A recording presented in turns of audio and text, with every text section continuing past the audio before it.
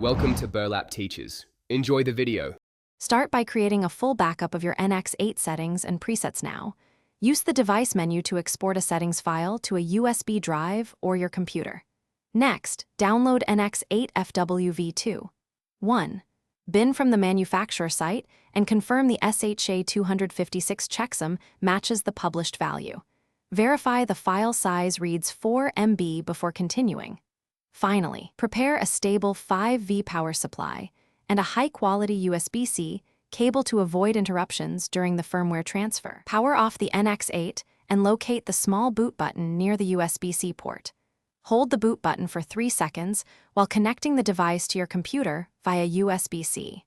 Release the button when a bootloader LED begins blinking steadily on the unit.